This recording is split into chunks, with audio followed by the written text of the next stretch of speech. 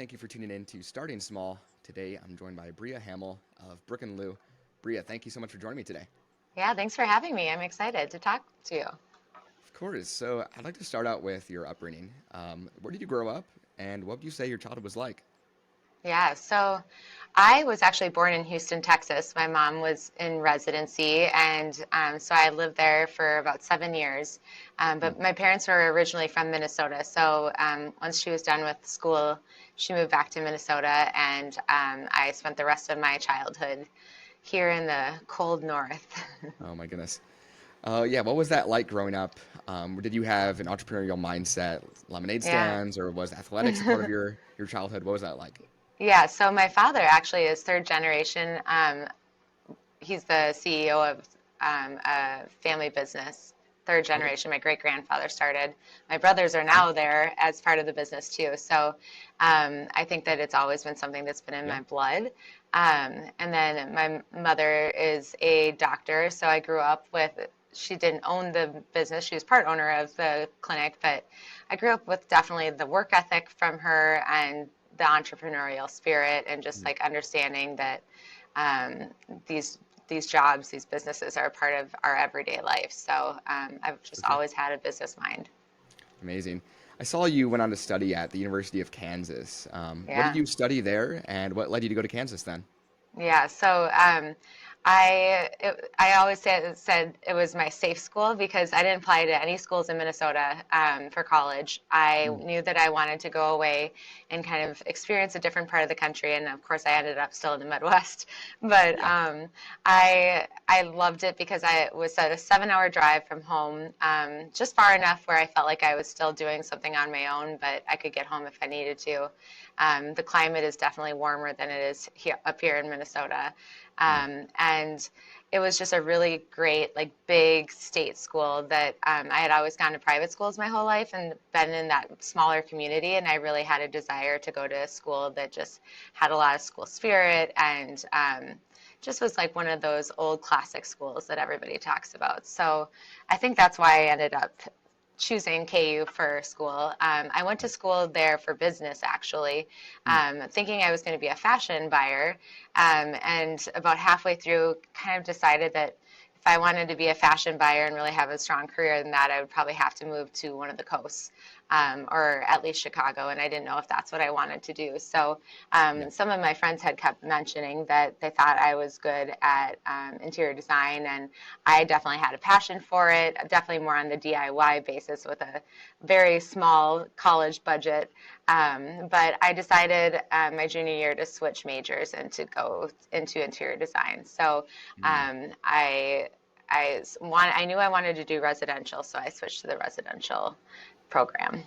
Yeah, I would love to hear kind of the genesis of your interior design passion. You said your Yeah. friends mentioned that. Did you do some at your house, or what was that like? Yeah, it was, I mean, it started off with, in college, the dorm room, I Yeah. cared about the bedding matching and everything going together. And I'm very much a type A organizer, so everything was tidy and neat. And then my sophomore year, we ended up renting a house for 7 of us.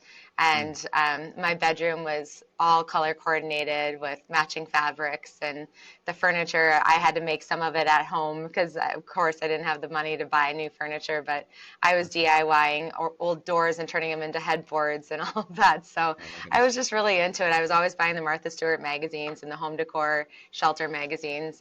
It was just something that I think my mom definitely dabbled in it while it was kind of a hobby for her when she Mm. wasn't working. And so I grew up in wallpaper and furniture stores with her. But I just all of a sudden I didn't never had really thought about making it my career until more and more people started talking to me Mm. about it. I love it. So, kind Yeah. of walk us through the career of an interior designer. So, when you finished college, did you kind of took that traditional route? I saw you worked at many firms. So, kind of right Yes. after Yeah. college, what did that experience look like for you then? Yeah, so I was lucky, and interior design schools do a really great job of this, of having their internships be really like focused on what you want to do when you get out. So I did a lot of internships with a residential firm, a commercial firm, just trying to figure out and confirm for sure what I wanted to do when I got out. So when I did that, I my last job out of college and kind of I stayed with them after I graduated was working for a firm that did both, and she also Mm. had a storefront.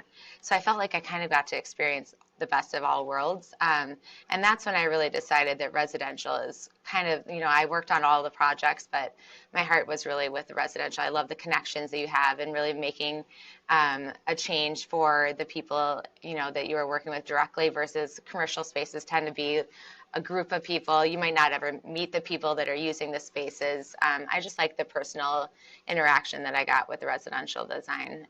So I worked there for a couple of years, and then I ended up moving back to Minnesota about 2 years after I graduated. I knew I just wanted to Okay. be closer to family, and people, as cold as it is here in Minnesota, we tend to stick together and move home. So I started working for a couple of furniture stores here, and that was an interesting experience and not a path that I thought I was going to go down, but I really didn't have a connection to the design world here.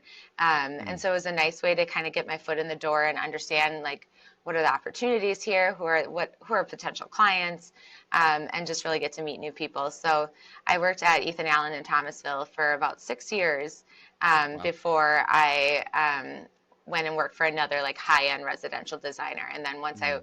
once I worked for her, that's when I finally started my own company. Incredible.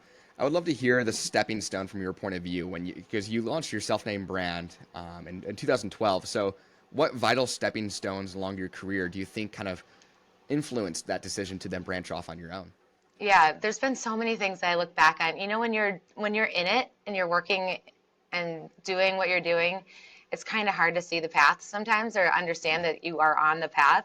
Um, like I said, when I went to KU and was in business school there, that was a huge part for me because I understood and I had a passion for the business side of design. And I think so many people go into interior design because they're creative and they want to do all that creative work all the time.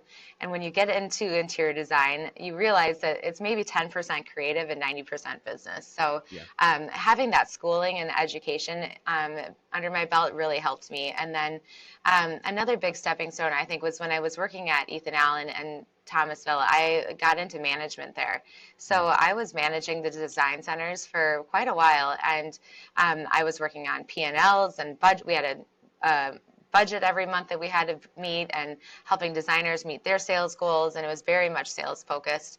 Mm. And again, like, to have a successful design business, yes, you have to be a great designer and have a look and be able to understand, furnishings and construction and all that. But if you're not good at the business side, you're just not going to be able to grow a good, solid, long-standing business. And For so sure. I think that those things really helped me be able to do what I'm doing now. Mm. For sure. So, at the launch of Bria Hammel Mhm. Interiors, what did that kind of launch look like then at that first start when Yeah. you branched off on your own? Yeah. Brick and mortar So store, etc. Yeah, so it was interesting because when I decided that I was going to do this on my own, I was 9 months pregnant with my first child, and that's Mm. not typically when you start a new business. Yeah. But I was really driven by the idea of, not that I wanted to work less, I just wanted to be really the person in control of my schedule. I Yeah. wanted to be able to spend time with him, and coming from a family of workaholics and being really stuck with their schedules, I knew that this would be an opportunity for me to be able to have a little bit more control over that. So Mm. I started my company and basically had a child at the same time. So I kind of had two babies at once. And I started out of my house. And it was really just networking, referrals, friends and family that started with me. And then from there, it just grew word of mouth. I ended up getting a nanny part-time, and then a year in, I had a full-time nanny, and I had an assistant. And I'm a big believer in organic growth. I don't ever love to try to push anything, and so I kind of grew when I had the customers there and knew, like, okay, I don't have the capacity to continue doing all of this. I need somebody to help. And Yeah. then when I started to grow, I really thought about, like, what are the things that I don't love to do? And when I hired, instead of trying to replicate what I do, I Yeah. hired people to do the things that I didn't love to do. such as accounting.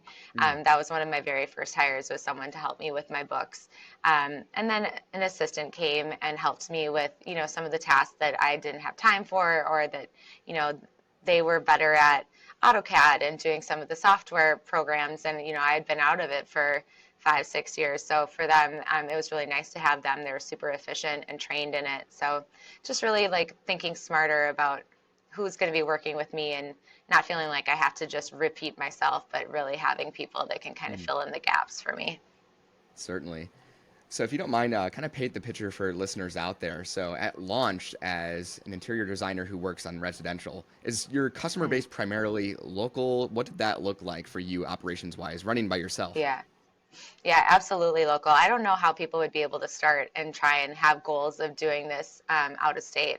Yeah. Now, with that being said, we're probably only 20, 30% local anymore, and most of our work is now out of state. Wow. But that, again, was a very organic, wasn't planned, just kind of how the cookie crumbled. Um, Hmm.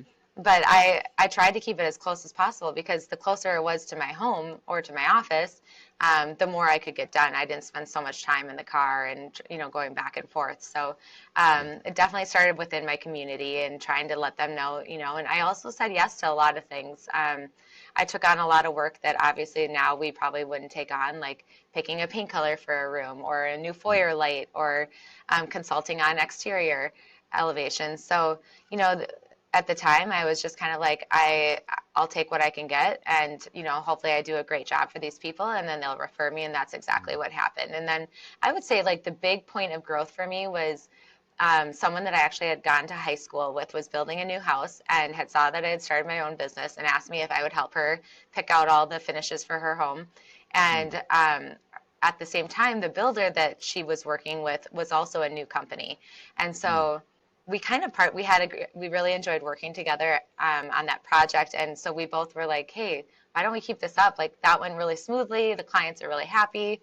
And like, we're both new. Why don't we try and do this together? So he ended up using my company for all of the homes that he built. And Wow. he started off and he was building, 10, 15 homes a year. And so for me, that was like kind of like free clients, That's huge. where, yeah, it was huge. And we had a great rapport. So the clients really trusted our relationship together. And I gained a lot of first time clients who became lifetime clients from that. And I'm Mm. so grateful for that opportunity, because now that's not necessarily my path, because now that we have a style and a way of working, it's really important to me that our clients know what that is and want that. Yeah. Instead of, like, if you're paired with a builder and do all their work, then you might not be the right fit for every single person's aesthetic. Yeah. And now, that I have 11 years under my belt, that's really important to me. Mm. But at the time, it was a really great way to kind of grow my business, and be able to, invest in overhead and invest in more employees, because I knew I was going to have that work. Certainly. So, you mentioned that a smaller percentage is local today. So, what does operations look like for you guys today, and how do you manage, say, like national partners going forward? Yeah, yeah. So we started off, our very first project that was out of state was a referral from a client who was also in a service business and had a client that was out of state. And Mm. they were very gracious in letting us kind of figure out what that would look like. Since then, now we have a very deep process of how we're sourcing, like, a warehouse. Every project that we work on, we need to have a warehouse that's local to that project to Mm. receive all the goods that we're ordering for them. And we have to have workrooms, so we need to have someone that can make window treatments and wallpaper and all of that. So luckily, in my network of designers, we all are very open with sharing those resources to each other. So normally, if I get a project in a place that I haven't worked before, I can reach out to a designer friend and say, hey, we have a new project in your area. Would you mind sharing any workrooms that you would refer? And then obviously, we always do the same when people reach out to us. We're always Mm. open to sharing that. And so that's really nice when you have those people that are in your network, because you know that they're not going to refer you to somebody that they don't trust, Yeah. because it's their reputation too. So we have that. Now, with that being said, we've done so much work in other states that most of the time we have worked in that area at some point. So Yeah. we actually have, like, a whole resource document of the different vendors that we've worked with out of state. And then if we're building a house, or that's a renovation of a project of a house, the builder, a lot of times the client already has the builder that they're Mm. working with. And so we can lean on them too of like, have you worked with any wallpaper installers? Or a lot of times they have all of their own installers for obviously the flooring and all of that, lighting and electricians and plumbers and all of that. So Certainly. we develop those relationships. And again, we document if they were a good relationship or not such a good relationship, so Yeah. every year our portfolio just gets a little bit better. I love it. So in 2018, diving into Brooke and Lou, and this is Yeah. when kind of an expansion Yep. of from service to product now, you guys launch as an e-commerce company. What inspired this transition? I'm curious from the history of building your self-named brand prior. Yeah, so as BHI was growing as a design business, we certainly were getting a large following on social media. And one of the things that I noticed was that we were getting a lot of questions for our sources. So we would post a project on social media, and then immediately we start getting asked, where's the carpet from? Where's the lighting from? Where's that accessory from? Where's the table from? And so as a business person, and I kept thinking like, gosh, we're losing a lot of money by just like constantly sharing these sources and sending them to someone else to buy it from. Yeah. So that was my business mind in me of like, how can we diversify our business and be more profitable? And so that was certainly a major part of why we launched Brooke and Lou. And then the other part was I was noticing a trend within our clients of we tend to attract families who really want to live in their home. They want a beautiful space, but then they also want to not worry about where their family is sitting during an event or where their kids are watching movies and how are they sitting on the furniture. They want to use every room in the home. And so Mhm. we were constantly having to kind of make alterations to the furniture we were purchasing for them to make it even more durable. And so I Mm. thought to myself, if I'm having to do this for our clients, I know there's plenty more clients out there that would love to have access to more product like this, Yeah. that maybe they can afford the product we're selling, but maybe they can't afford the whole full service package of hiring an interior designer to do it. So between those two ideas, I was like, it just felt like the right time to launch Brooke and Lou. So Brooke Mm. and Lou is a residential interior design e-commerce website that you can go on and shop and purchase these what we have now trademarked life-friendly furnishings. Mm. Furniture that the fabrics are either wipeable or cleanable. The finishes on the furniture are more durable, stain resistant, water resistant, and we tag every product page. If we consider it a life-friendly product, there's a stamp on that page showing that it's life-friendly. Love it. And it's been a really unique niche in the market that I think that people haven't tapped into, but you're seeing it more and more relevant in consumers shopping Mm. as they just want, if their furniture is expensive, it doesn't matter where you shop anymore. Yeah. Furniture is expensive. And so if you're going to buy that furniture, why not buy something that you know is going to be, it's been tested and tried, it's coming from a reputable firm that's saying, hey, we've tried this, we would put it in our own homes. It's going to withstand the craziness of life. Mm. So that's kind of the background on Brooke and Lou and how we launched. And so Brooke and Lou's been around for 5 years now, Incredible. and we're primarily e-commerce. We had a retail brick and mortar store for about 2 years that we've recently closed. We're working on a bigger and better concept that'll be in person again in the next few years.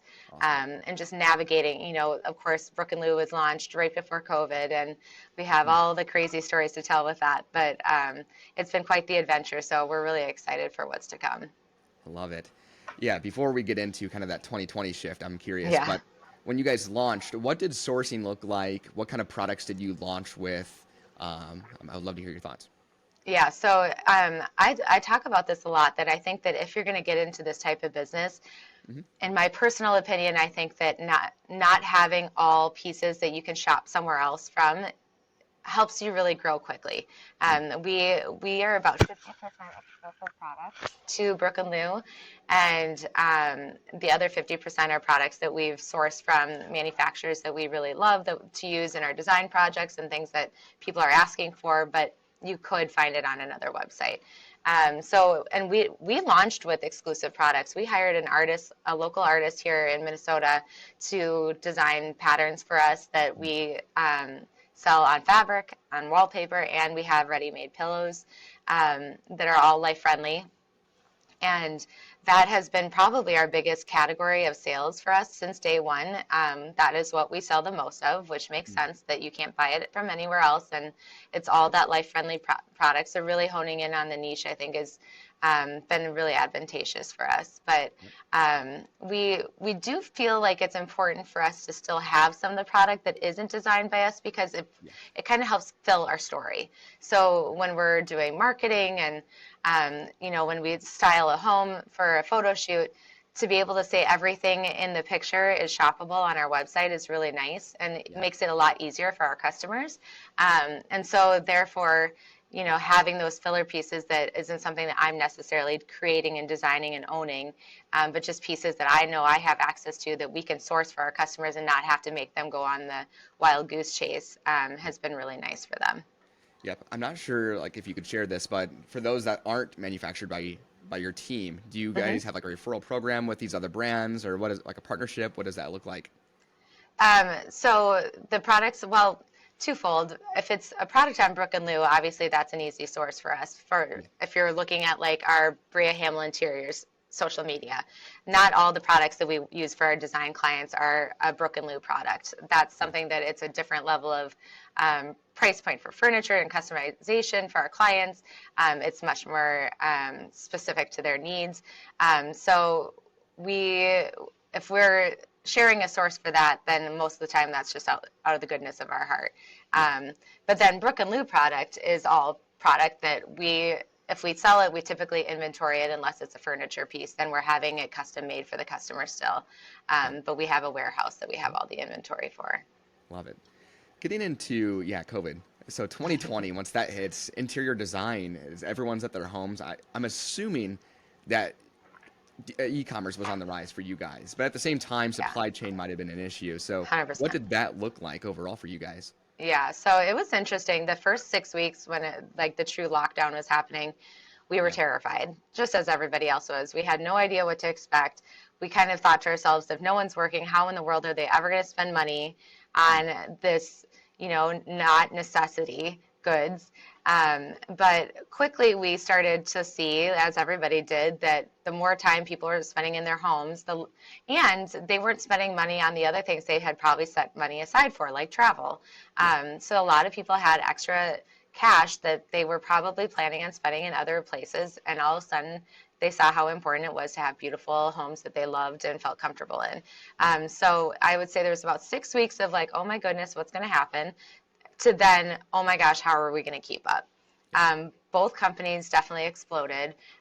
We didn't have enough people to do the work that we needed to for design business, and we certainly did not have enough goods to keep up with the demand of the e-commerce site.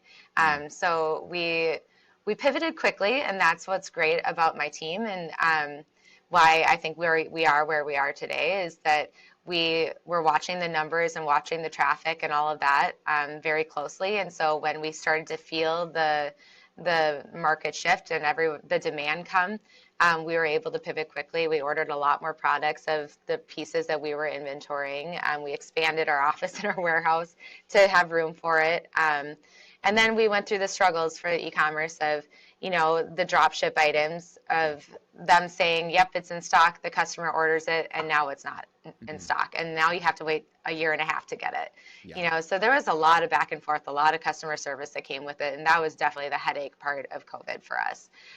Now things have tapered off and things are definitely much more stable.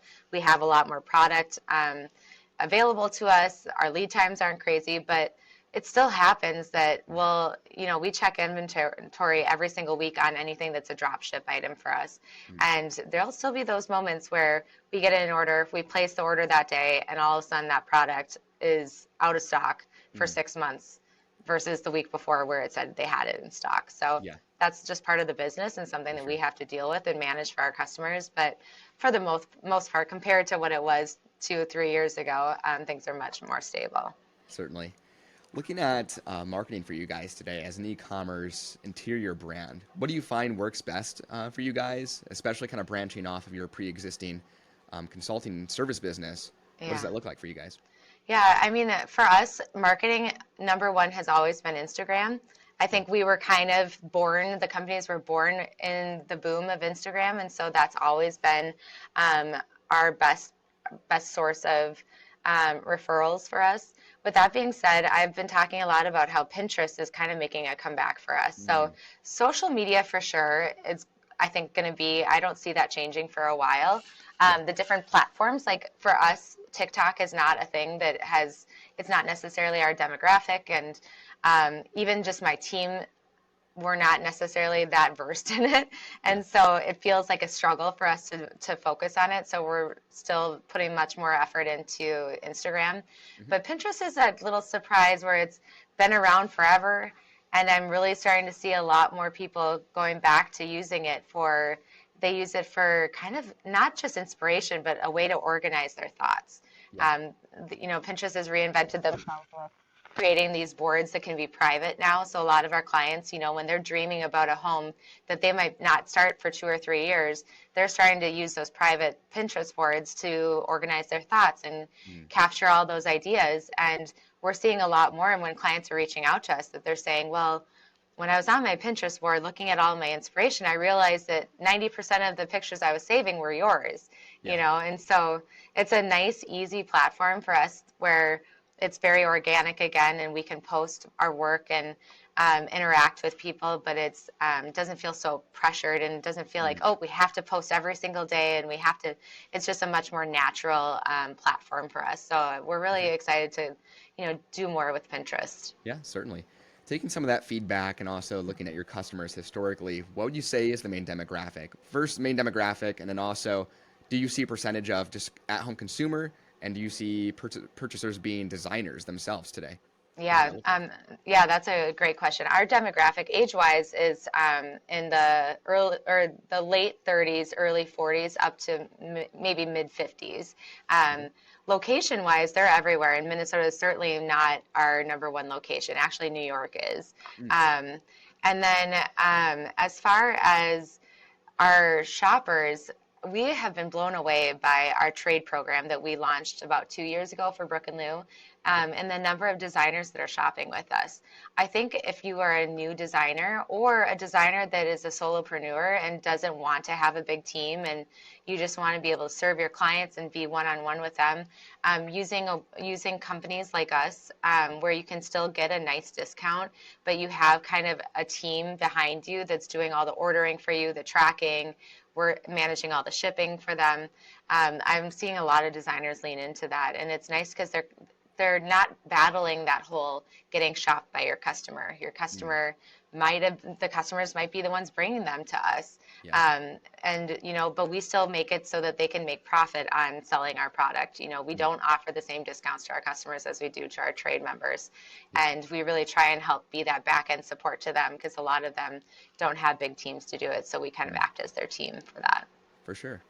Looking at product expansion for Brooke and Lou, what does that look like when you guys want to add a new product or a new line? What is that process overall? Yeah, so I have a person on my team that really helps support me in this. We have those private Pinterest boards for ourselves too. We use it as a company as well. And Yeah. we're constantly saving images of things that we come across as we're, in the market and traveling. A lot of times we'll save antiques, pictures of antiques or a pattern that we saw somewhere like on an old wallpaper or something. And just kind of idea boards of things that really inspire us. And it's a nice place to kind of dump where you don't know what you want to do with it, but you don't want to forget about it. Yeah. So when we're ready to launch a new product, or like we might be working, we tend to work on launches in a calendar, a cyclical calendar. So we have spring launch, a summer launch, a fall launch, and then the holiday launches. Mm, And so when they say we're working on a spring launch, we'll say, okay, I think we're ready to add 2 or 3 more patterns to our collection. So we can go to those folders and look at those old pictures and say, like, what do we feel like we're missing in our offerings, and where do we see the trends going right now? What are the color palettes that maybe we don't have that we're starting to use as a design firm and we want to bring to Brooke and Lou?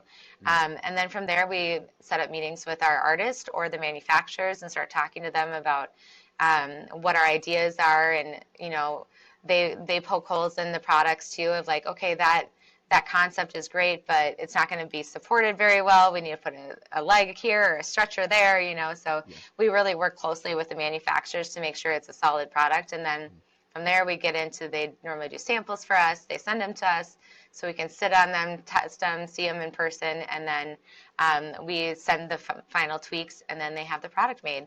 And then we have to photograph it and receive the final product so we can include it not only in a product photo, but also including it in a lifestyle image, because we have found that when we have lifestyle images and products are shown in a room, I think customers are just much more open to using it in their space because they can kind of understand the scale and the finish and all of that better.